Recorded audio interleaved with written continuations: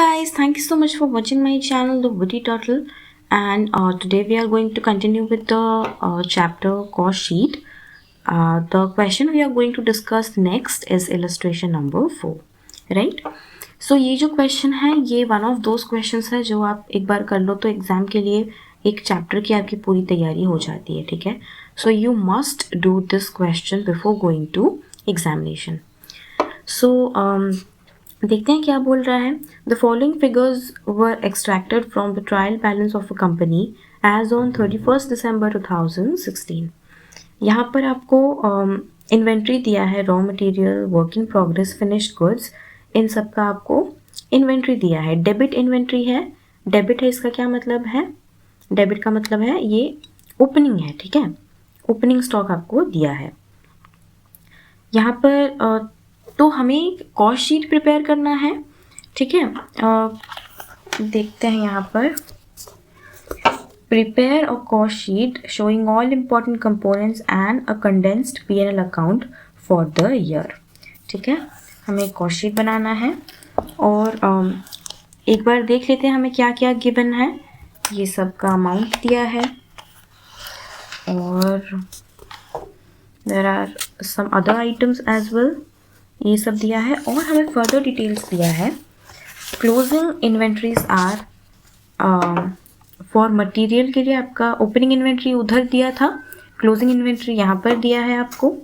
और क्या है? Accrued expenses are direct labour, indirect labour and interest. तो एक्रूड एक्सपेंस क्या होता है? Expenses those have occurred but are not yet recorded in the ledgers, ठीक है?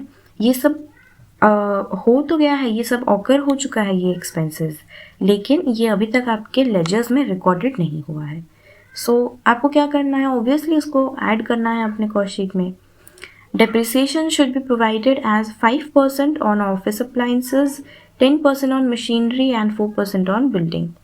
Heat, light and power are to be distributed in the ratio of 8:1:1 among factory, office and distribution respectively. Rates and taxes apply as 2/3 to the factory and 1/3 to the office.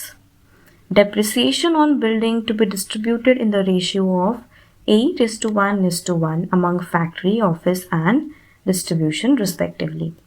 और ये सब आपको दिया है and you have to what? You have to prepare a cost sheet. सो यहाँ पर सबसे ऐसा क्वेश्चन अगर एग्जाम में आ जाए तो सबसे पहले क्या करना है आपको? सबसे पहले आपको एक डबल कॉलम वाला कॉस्ट शीट प्रिपेयर करना है, ठीक है? You know what is a double column वाला cost sheet? It looks like this. अब हम लोग क्या करेंगे? अब हम लोग धीरे धीरे करके एक एक आइटम को ढूंढेंगे और क्वेश्चन में उसके बारे में क्या बोला है वो देखेंगे. यहाँ पर सबसे पहले हमें क्या देखना है? डायरेक्ट मटेरियल देखना है.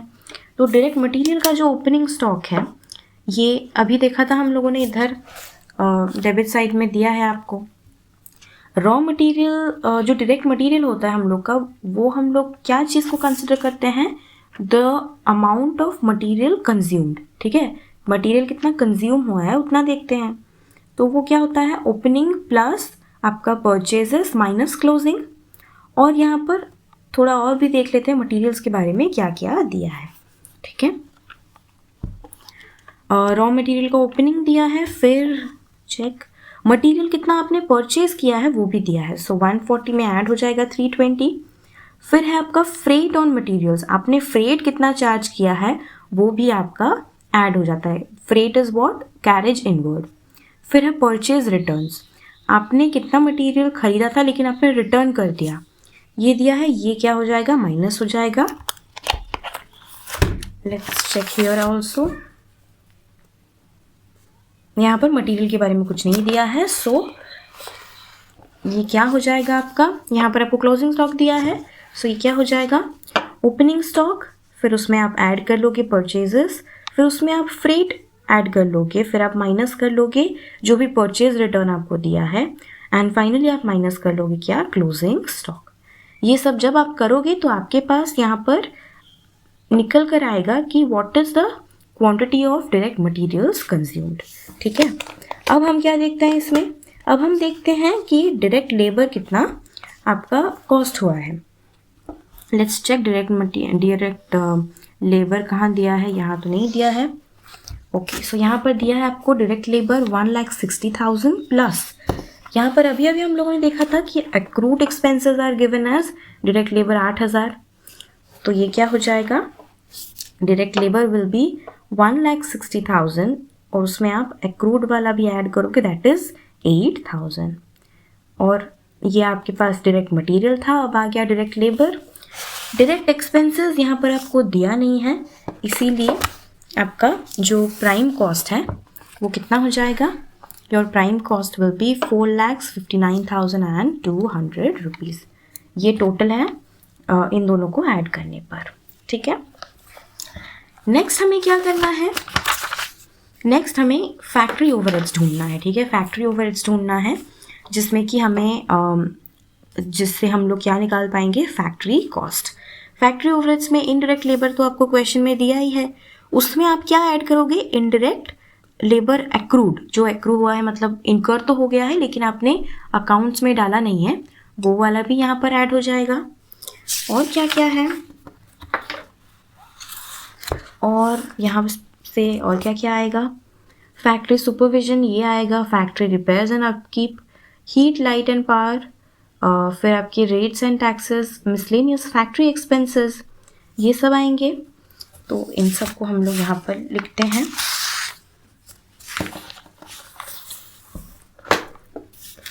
Factory supervision, repairs and upkeep, heat light and power. जब बात हो रही है हीट लाइट एंड पावर की, तो यहाँ पर क्वांटिटी दिया है, I mean the value is given है 65,000।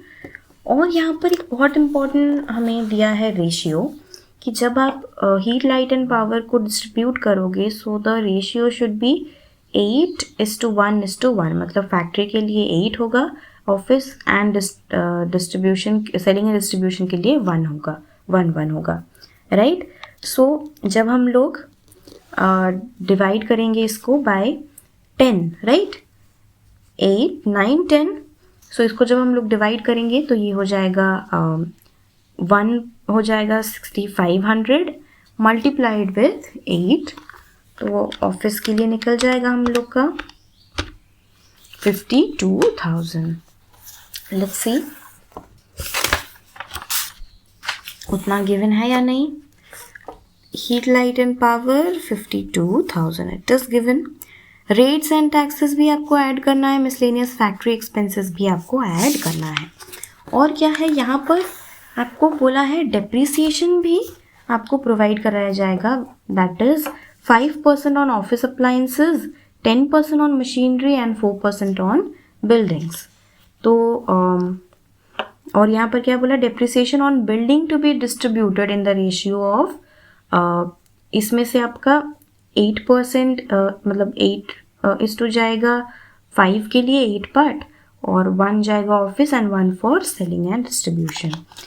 तो ये आप कैसे लिखोगे, यहाँ पर सारे अमाउंट्स जो हैं इन सारे एसेट्स का ये आपको गिवन है, एंड फिर आप इसमें लिखोगे depreciation on plant and machinery, ठीक है। When it comes to rates and taxes, यहाँ पर उसका वैल्यू दिया है कितना, 6,300 आपका खर्चा हो रहा है। एट द सेम टाइम यहाँ पर आपको दिया है rates and taxes apply as 2/3 to the factory and 1/3 to the office. ये जो 6,300 है इसका 2/3 हमें फैक्ट्री में डालना है, इंटू 2/3। सो कितना हमें फैक्ट्री में कितना डालना है, हमें रेट्स एंड टैक्सेस यहाँ पर फैक्ट्री में ओनली 4,200 डालना है, बाकी का हमें एडमिनिस्ट्रेटिव ओवरहेड्स में डालना है, बिकॉज ये 2/3 है एंड दिस इज योर 1/3, ठीक है। सिमिलरली यहाँ पर नेक्स्ट हमें बोला है कि depreciation should be provided as 5% on office appliances. Office appliances वाला हम फैक्ट्री कॉस्ट में नहीं जोड़ेंगे। 10% ऑन मशीनरी, 10% ऑन मशीनरी, ठीक है। मशीनरी का वैल्यू कितना दिया है आपको यहाँ पर, प्लांट एंड मशीनरी दिया है 4,60,500। सो इसका 10% कितना हो जाएगा, 46,050 rupees. See your depreciation on plant and machinery is 46,050 rupees. Next क्या बोला है हमें, depreciation on buildings is given as 4%. और बोल रहा है कि जितना भी आपका टोटल डेप्रिसिएशन आएगा बिल्डिंग्स का, उसको आपको फैक्ट्री, ऑफिस और सेलिंग एंड डिस्ट्रीब्यूशन में 8:1:1 के रेशियो में डिवाइड करना है, राइट. सबसे पहले हम क्या कैलकुलेट करेंगे कि बिल्डिंग पर टोटल कितना डेप्रिसिएशन आ रहा है. सो बिल्डिंग का वैल्यू कितना दिया है आपको यहाँ पर, बिल्डिंग का value is provided to you as 2 lakh rupees. 2 lakh, इसका 4% आएगा डेप्रिसिएशन, तो टोटल बिल्डिंग्स पर डेप्रिसिएशन आ गया 8,000 रुपीज़. अब हमें फैक्ट्री के लिए इसका 8:1:1 के रेशियो में हमें इसको डिवाइड करना है. फैक्ट्री के लिए हम लोग क्या करेंगे, 8 + 1 + 1 = 10. We will divide this by 10 multiplied with 8. So ये क्या हो जाएगा आपका, ये हो जाएगा आपका depreciation on buildings will be 6,400. समझ में आ गया. नेक्स्ट हमें क्या करना है, फैक्ट्री ओवरहेड्स में हमें हमेशा opening and closing work in progress को भी हमें कंसिडर करना रहता है, ठीक है. So opening work in progress आपको दिया है 2 लाख एंड क्लोजिंग में आपको भी दिया है 1,92,000, ठीक है. वही चीज़ आपको करना है, you have to add the opening work in progress and you have to deduct the closing WIP. इससे आपको क्या मिल जाएगा, फैक्ट्री कॉस्ट आपका कितना आएगा वो मिल जाएगा. फिर आपको क्या देखना है, जब फैक्ट्री कॉस्ट आ जाता है हम लोग उसमें ऐड करते हैं ऑफिस एक्सपेंसेस और जिसको बोला जाता है एडमिनिस्ट्रेशन ओवरहेड्स. एडमिनिस्ट्रेशन ओवरहेड्स में हमें क्या क्या दिया है यहाँ पर, जो हमें यहाँ पर अपॉर्शन करना है पहले वो देख लेते हैं. Heat, light and power are to be distributed in the ratio of 8:1:1. तो ऑफिस के लिए कितना है 1. सो हमारे पास हीट लाइट का खर्चा कितना टोटल आ रहा है 65,000, ठीक है. सो 65,000 डिवाइडेड बाई 10 into 1, राइट. सो आपका हीट, लाइट एंड पावर का जो खर्चा है फॉर एडमिनिस्ट्रेटिव ओवरहेड वो मिल गया आपको 6,500. रेट्स एंड टैक्सेस पहले ही कैलकुलेट कर रखा है हमने. और क्या है, और आपको बोला है यहाँ पर कि depreciation should be provided as 5% on office appliances, ठीक है. तो ऑफिस अप्लाइंसेस कितना है आपका, ऑफिस अप्लाइंसेस का वैल्यू है आपका 17,400, ठीक है. इस पर आपको 5% का डेप्रिसिएशन डालना है. 17,400 इंटू 5%, तो डेप्रिसिएशन कितना आएगा 870, राइट. ये आया 870. और क्या है, डेप्रिसिएशन ऑन बिल्डिंग्स. हम लोगों ने डेप्रिसिएशन ऑन बिल्डिंग्स कैलकुलेट किया था, टोटल 2 लाख का बिल्डिंग्स था, इस पर 4% डेप्रिसिएशन यानी कि टोटल 8,000 का डेप्रिसिएशन आ रहा था. And that 8,000 is to be divided by 10, क्योंकि हमें 8:1:1 के रेशियो में करना था. Again you have to multiply that with 1. तो हमारे पास डेप्रिसिएशन का ऑफिस के लिए कितना कंट्रीब्यूशन है वो मिल जाएगा 800. एंड आपको ऑफिस सैलरीज तो दिया ही है यहाँ पर.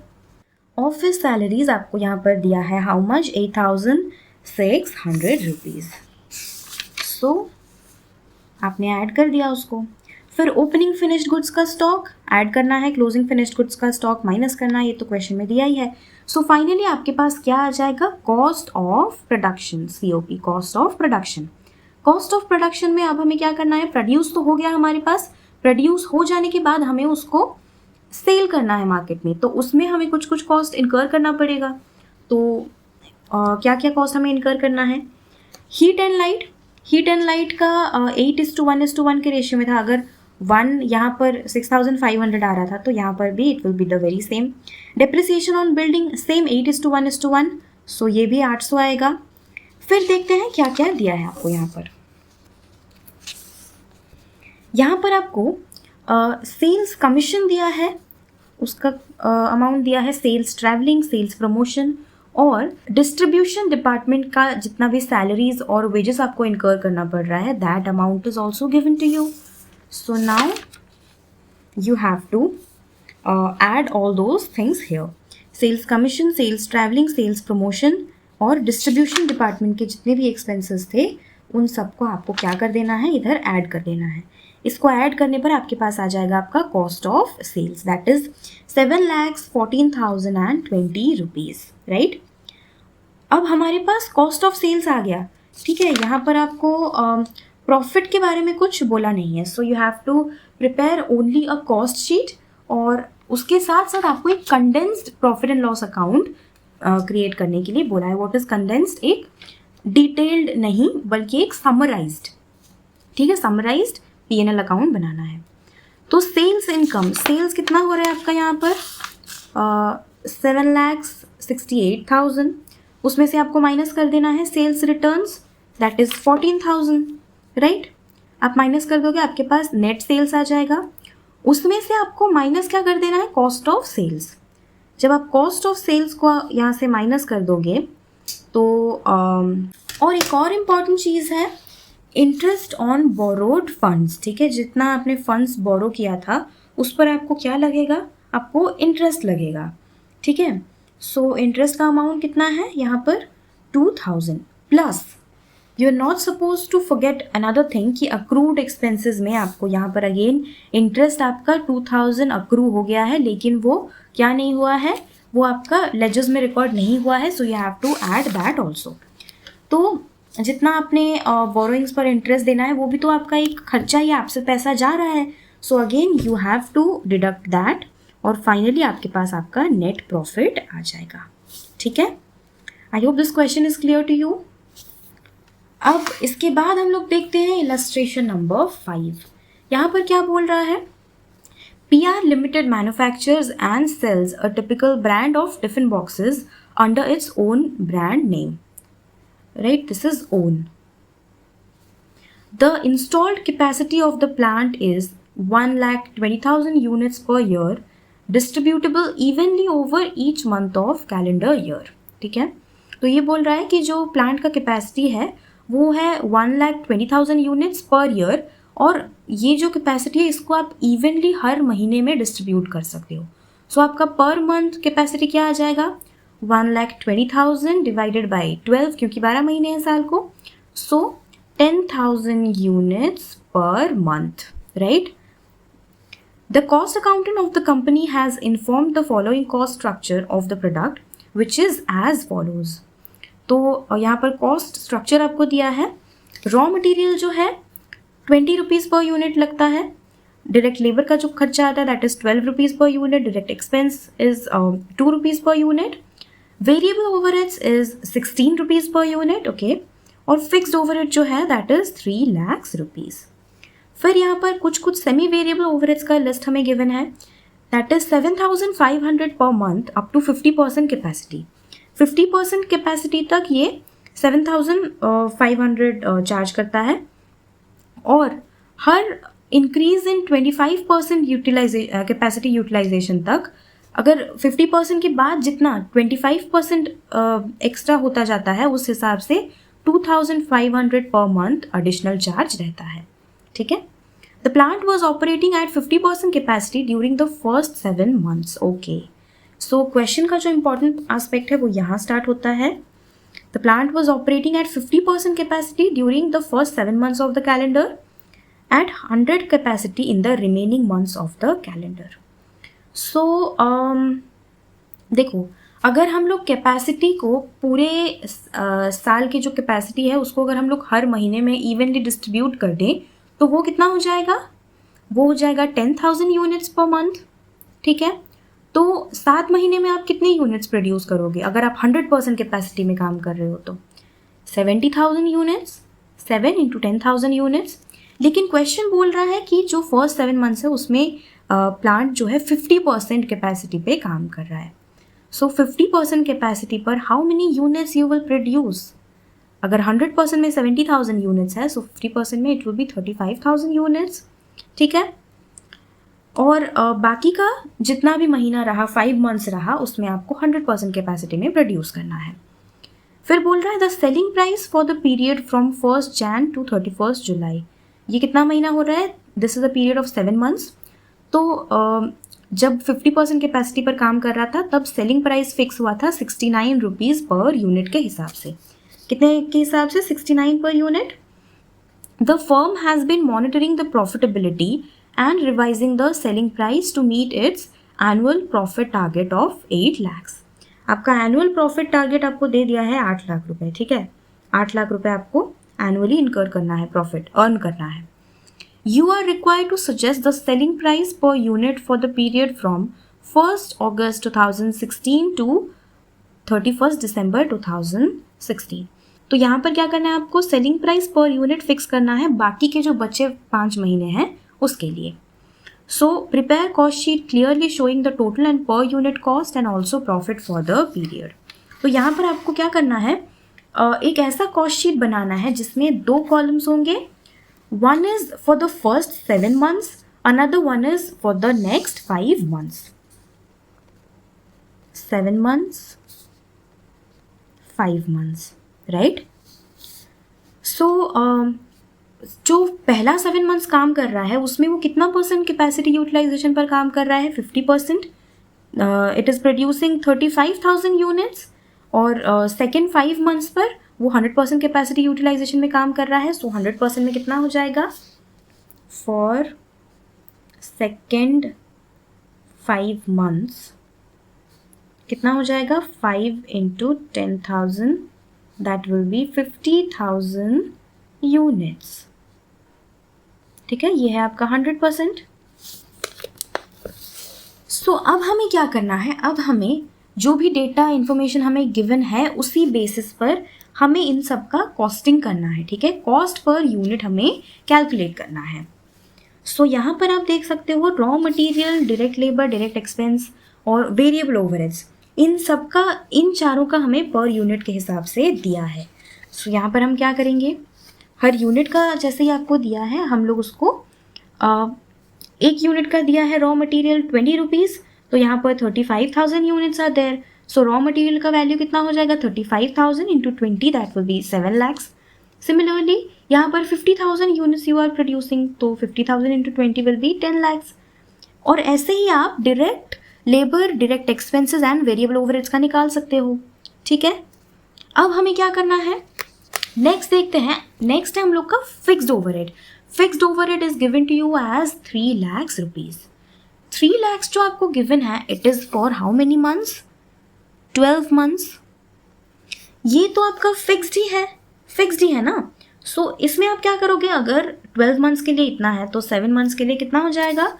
3 lakhs divided by 12 into 7, that will B 1,75,000. So your fixed overheads will be 1,75,000 और बाकी का जो 5 महीना बचा है उसमें कितना हो जाएगा? 1,25,000. 3 lakhs डिवाइडेड बाई 12 इंटू 5 आप कर लोगे तो ये आ जाएगा. और आप सिंपली 3 लाख से 1.75 lakhs माइनस कर सकते हो, तो आपका बाकी का जितना फिक्स्ड कॉस्ट इनकर हुआ है वो आपका आ जाएगा. नेक्स्ट हमें क्या देखना है? नेक्स्ट हमें देखना है कि सेमी वेरिएबल ओवरहेड्स के लिए क्या बोल रहा है. ठीक है, यहाँ पर बोल रहा है कि 7,500 per month up to 50% capacity. बाकी का नहीं पढ़ते हैं अभी. ठीक है, 50% कैपेसिटी में फर्स्ट 7 months काम कर रहा है. सो यहाँ पर कितना होगा? अगर एक महीने का 7,500 है तो 7 महीने का कितना होगा? Multiplied with 7, that will B 52,500 rupees. फिर क्या बोल रहा है यहाँ पर? फिर बोल रहा है कि 50% तक 7,500, फिर अगेन एक्स्ट्रा जितना 25% कैपेसिटी बढ़ेगा उस हिसाब से एडिशनल चार्जेस भी लगेंगे. तो यहाँ पर जब आप 75% कैपेसिटी पर काम करोगे तो कितना हो जाएगा वैल्यू? 7,500 प्लस 2,500, क्योंकि 25% बढ़ गया, अगेन 25% बढ़ जाएगा, 100% हो जाएगा. तो ये वैल्यू क्या हो जाएगा? 7,500 प्लस 2,500 प्लस 2,500. समझ में आ गया ये चीज़ कैसे काम कर रहा है? पहले 50% तक आपका ये फिक्स है, उसके बाद जितना 25% बढ़ेगा, 25% बढ़ेगा यानी कि 75% तक आएगा, तो एक बार 2,500 ऐड होगा, फिर और अगर 100% आप कैपेसिटी पर काम कर रहे हो, 25% कैपेसिटी आपका बढ़ रहा है, तो अगेन एक और 2500 ऐड होगा। समझ में आ गया? सो अब देखो 7500 प्लस 2500 प्लस 2500 कितने महीनों के लिए? 5 महीनों के लिए। So it will be multiplied with 5। अब हम लोग टोटल कॉस्ट निकाल लेंगे जितना आया। ठीक है, टोटल कॉस्ट हम लोगों ने कितना इनकर किया है? This much. ठीक है, ये कर लिया हमने। सो यहाँ पर अब हमें प्रॉफिटेबिलिटी कैलकुलेट करना है। ठीक है, और सेलिंग प्राइस भी हमें सेट करना है। तो यहाँ पर बोल रहा है हमें फर्स्ट 7 मंथ्स के लिए जो सेलिंग प्राइस था वो हमें ऑलरेडी गिवन है, दैट इज 69 पर यूनिट। तो हम लोग यहाँ पर हमारे पास टोटल कॉस्ट आ गया है, तो हम लोग सेल्स का क्वांटिटी निकाल सकते हैं। सेल्स का जो वैल्यू है 69 rupees per unit multiplied with how many units are being sold? 35,000 units. So जब हम इन दोनों को मल्टीप्लाई कर देंगे तो हमारे पास पहले 7 महीने के पीरियड के लिए जितना भी आपका सेल्स वैल्यू होगा वो हमारे पास मिल जाएगा, हमको मिल जाएगा। That will B 24,15,000। ये कैसे आया? एक यूनिट का सेलिंग प्राइस है 69 रुपीज़ और दूसरे और यू आर सेलिंग 35,000 यूनिट्स, तो ये आ गया। अब आपके पास सेल्स है, आपके पास टोटल कॉस्ट है, तो easily you can find out the profit amount. Profit कितना हो जाएगा? This minus this. ठीक है, ये आपके पास प्रॉफिट आ गया। अब तो आप सेलिंग प्राइस पर यूनिट और cost per unit easily calculate कर सकते हो। ये तो सेलिंग प्राइस आपको क्वेश्चन में दिया ही है, और कॉस्ट पर यूनिट आप कैसे कैलकुलेट करोगे? Total cost divided by number of units. ठीक है, अब हम लोग देखते हैं नेक्स्ट 5 मंथ्स के लिए हम लोग सेलिंग प्राइस कैसे निकालेंगे। आपको याद है क्वेश्चन में आपको बोला है कि पूरे साल में जो एनुअल प्रॉफिट टारगेट है कंपनी का that is 8 lakh rupees and you have to meet that annual profit target. So ये जो 8 लाख है, 8 लाख में से आपने इतना अर्न कर लिया है। So you have to earn a profit of rupees 8 lakhs minus, जिसमें से कि आपको कितना आपने अर्न कर लिया है? 4 लैक्स माइनस 4 लैक्स 37,500। सो आपको कमिंग 5 मंथ्स में दिस मच ऑफ अमाउंट का प्रॉफिट अर्न करना है। ठीक है, इतना प्रॉफिट आपको आने वाले 5 महीने में अर्न करना है। ये आपको कहाँ से मिला? आपको बैलेंसिंग फिगर मिला। ठीक है, 8 लाख आपको टोटल अर्न करना है, पहले 7 महीने में आपने इतना अर्न कर लिया है। So next you have to earn this much in coming 5 months. तो आपको सेलिंग प्राइस कैसे पता चलेगा? अभी टोटल कॉस्ट है आपके पास, प्रॉफिट आपको मिल गया। नाउ ऐड दीज टू, इन दोनों को ऐड करने पर आपके पास जो टोटल सेलिंग प्राइस है वो मिल जाएगा, टोटल सेल्स वैल्यू है वो मिल जाएगा। सेल्स वैल्यू आपको मिल गया। अब बहुत इजीली आप कैलकुलेट कर सकते हो selling price per unit, right? Let's calculate. आपका प्रॉफिट है हाउ मच? 3,62,500 प्लस आपका टोटल कॉस्ट है 26,87,500। सो आपका जो सेल्स वैल्यू है वो मिल गया दिस मच। एक यूनिट का हम लोग कैसे पता करेंगे? How many units are there? 50,000 units are there. So आपका जो सेलिंग प्राइस पर यूनिट है दैट इज 61 रुपीज़, वो आपको मिल गया यहाँ से। ठीक है, और आपको कॉस्ट पर यूनिट भी पता चल जाएगा। कैसे पता चलेगा? Total cost divided by number of units, जितना आपने सेल किया है, जितना आपने प्रोड्यूस किया है। ठीक है, समझ में आ गया? I hope this is clear to you. इसके बाद हम लोग देखते हैं इलस्ट्रेशन नंबर 6। इसमें क्या बोल रहा है? X limited provides you the following figures for the year 2015-16।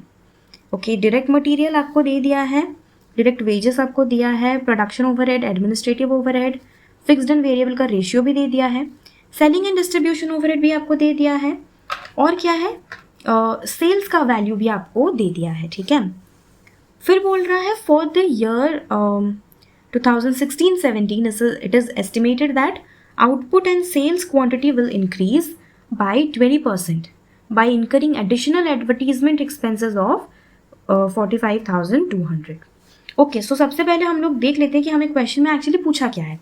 Question में you are required to calculate the cost of sales for 2 साल। ठीक है, 2 टाइम पीरियड के लिए हमें दिया है। एक तो है 2015-16 के लिए और एक हमें कैलकुलेट करना है फॉर 2016-17 के लिए, ठीक है। फिर find out the new selling price for the year 2016-17 और फिर सिमिलरली आपको यहाँ पर कुछ और थोड़ा मोड़ा चेंज कर क्या क्या करना है वो भी आपको दिया है। ओके, सो पहले हम लोग एक इसका कॉस्ट ऑफ सेल्स जब हम लोग बनाएंगे, कॉस्ट ऑफ सेल्स का statement, that is also a cost sheet. तो सेलिंग एंड डिस्ट्रीब्यूशन तक आपको ऐड करना है। तो पहले हम लोग देखते हैं कि 2015-16 के लिए हम लोग कैसे बनाएंगे। यहाँ पर एज यू कैन सी यहाँ पर सेल्स का वैल्यू दिया है 25 lakhs और एक यूनिट का कॉस्ट दिया है, एक यूनिट का सेलिंग प्राइस दिया है आपको ₹125।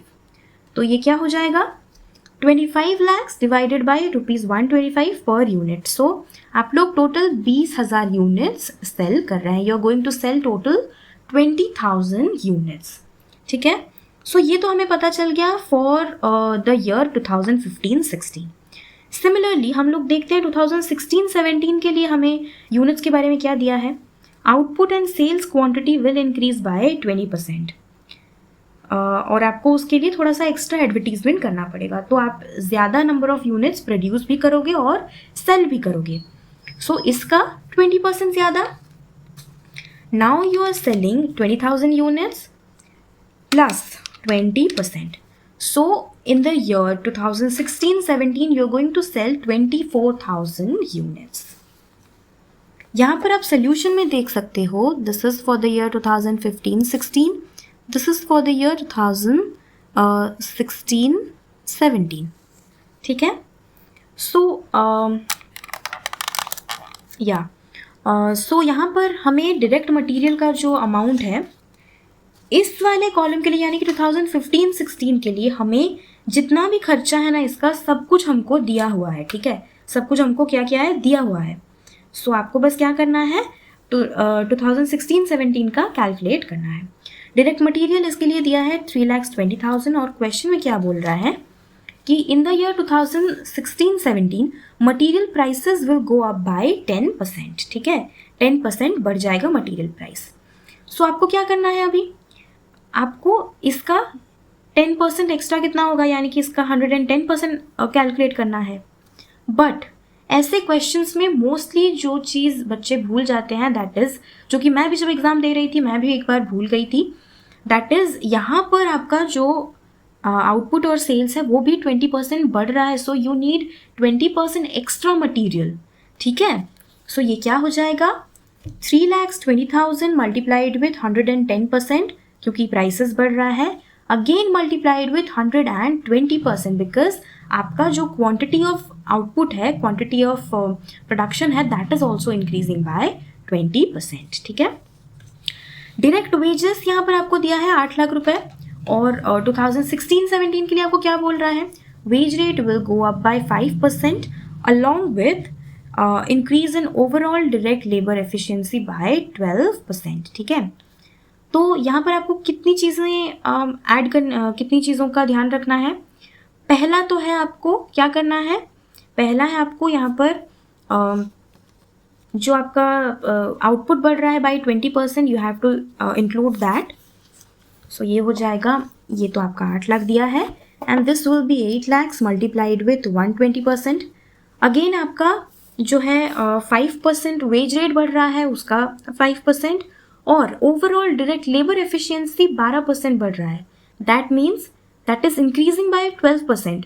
तो यहाँ पर क्या हो जाएगा आपका, it will be divided by 112%, ठीक है। ये क्यों हो रहा है ये मैं एक और छोटा सा वीडियो अपलोड कर लूँगी, उसमें आप लोग देख लेना।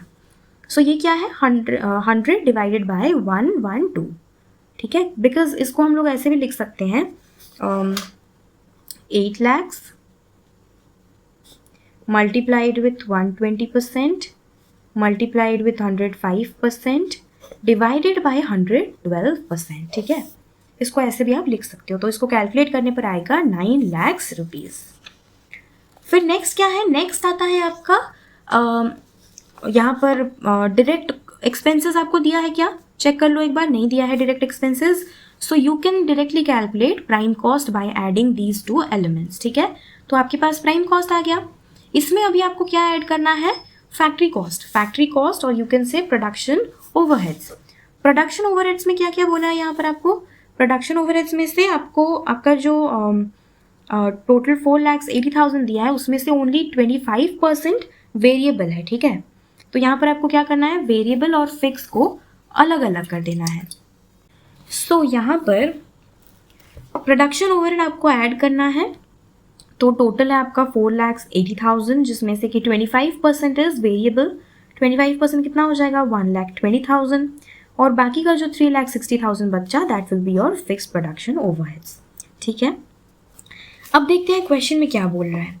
क्वेश्चन में बोल रहा है कि जो वेरिएबल ओवरहेड्स है ना इट विल इंक्रीज बाय 5% और जो फिक्स्ड प्रोडक्शन ओवरहेड्स है दिस विल इंक्रीज बाय 33.3%।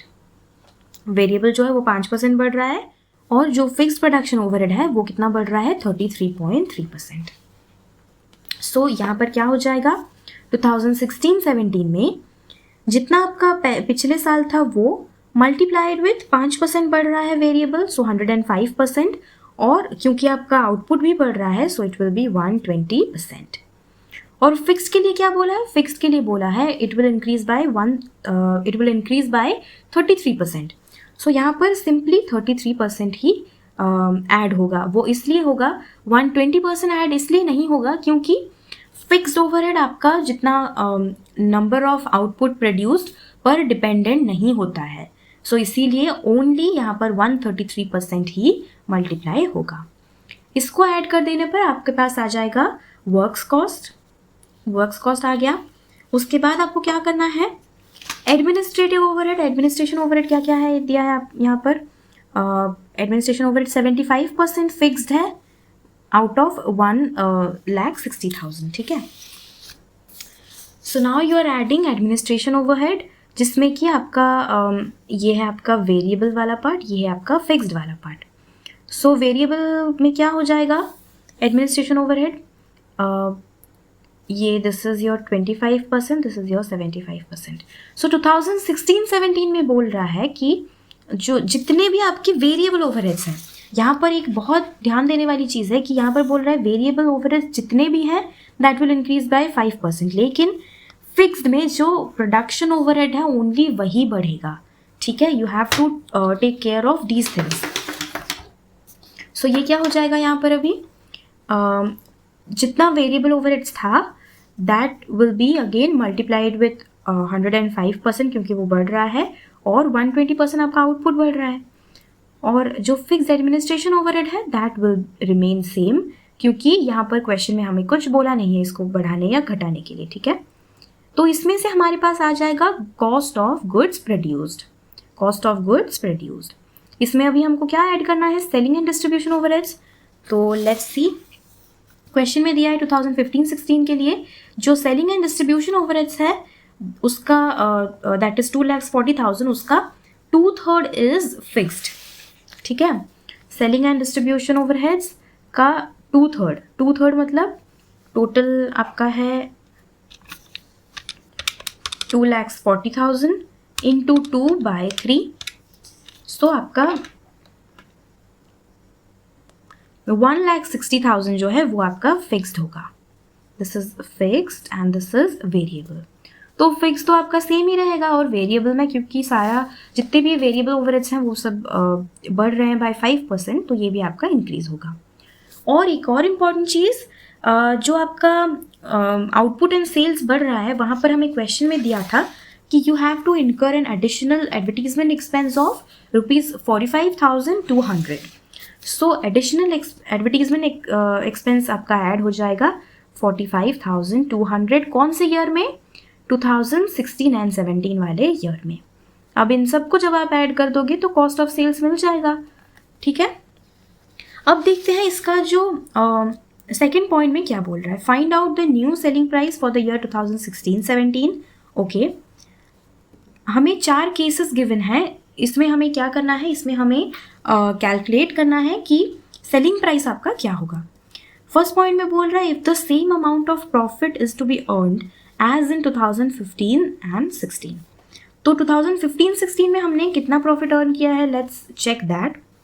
और हमें और कितना प्रॉफिट ऐड करने से उतना प्रॉफिट हम अर्न करेंगे वो हमें देखना पड़ेगा। सो 15-16 में आपका जो सेल्स वैल्यू था दैट इज़ 25 लाख, 25 लैक्स, और कॉस्ट ऑफ सेल्स जो था दैट इज़ 20 लैक्स। तो यहाँ पर how much profit you were incurring earning in the year 2015-16? 5 lakh profit आप अर्न कर रहे थे, और हमें कैलकुलेट करना है इस साल अगर हम उतना ही प्रॉफिट अर्न करें तो हमारा सेलिंग प्राइस कितना होगा। सो इस साल हम लोगों का जो टोटल कॉस्ट है वो कितना है, 24,30,000। This is total cost, add profit to that. So ये जो टोटल आएगा this is your selling price divided by number of units sold that is 24,000 units. तो आपके पास आ जाएगा कितना, आपका न्यू सेलिंग प्राइस जितना है, राइट। अब देखते हैं हम लोग यहाँ पर, if the same percentage of profit to sales to be earned as in 2015-16। तो 2015-16 में हम लोगों ने जितने परसेंटेज का प्रॉफिट अर्न किया था, यानी कि आपने प्रॉफिट कितना अर्न किया था इस वाले केस में 15-16 में 5 लाख, राइट। आपने 5 लाख प्रॉफिट अर्न किया था, डिवाइडेड बाय आपका जो सेल्स वैल्यू था वो कितना था, 25 लैक्स। सो ये कितना है, ये है 20%, ठीक है। आपने 20% प्रॉफिट टू सेल्स का आपने अर्न किया था, 20%। सो जब आप 20% ऐड यहाँ पर आपने अर्न किया है, सो आपका जो इस वाले केस में क्या हो जाएगा, ये मैं आपको यहाँ पर समझाती हूँ, ठीक है। आपने लेट्स से ये 100 रुपीज़ है आपका सेल्स का वैल्यू, ठीक है। This is your selling price, और आपने 80 रुपीज़ है आपका cost price. So your profit is how much, 20 rupees, ठीक है।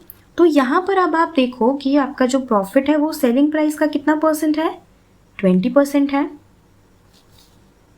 Profit is 20% of selling price, और कॉस्ट प्राइस का कितना परसेंट है, कॉस्ट प्राइस का ये है 25%।